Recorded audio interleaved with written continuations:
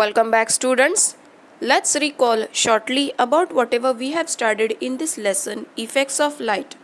In the beginning, we have studied about why does the color of earth, water appear to be blue, why does the color of the sky appears to be blue.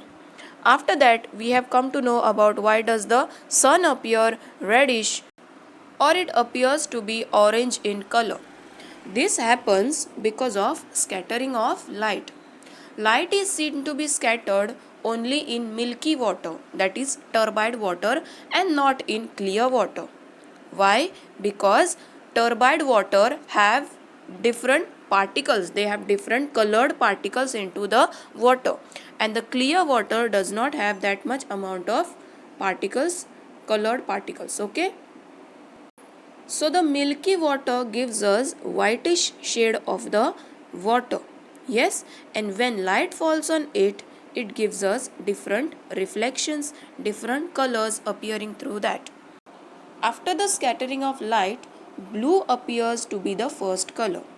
With that color blue, the red-yellow light is seen. And finally, we get the color red. This is seen only when you see at an angle of 90 degrees. In today's class, we have seen about penumbra and umbra. These are the two types of shadows falling when there is point source or sometimes extended source.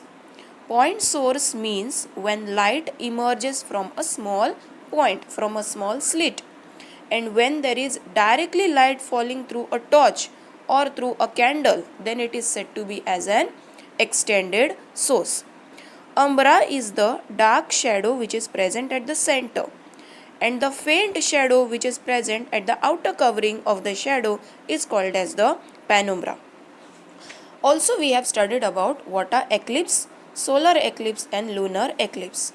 Solar eclipse and lunar eclipse are seen to be only when sun, moon and earth are in the straight line. When moon is in the between and shadow falls of moon on the surface of earth, that is said as solar eclipse.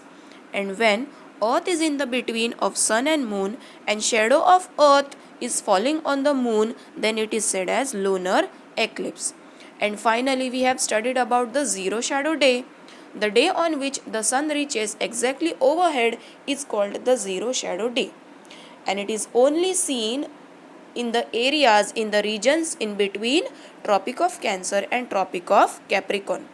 This event occurs in summer on different days in different places in the region. It occurs to be in the summer season only. Why? Because summer season time there is lot of heat. Here we have finished with this lesson, effects of light. Thank you.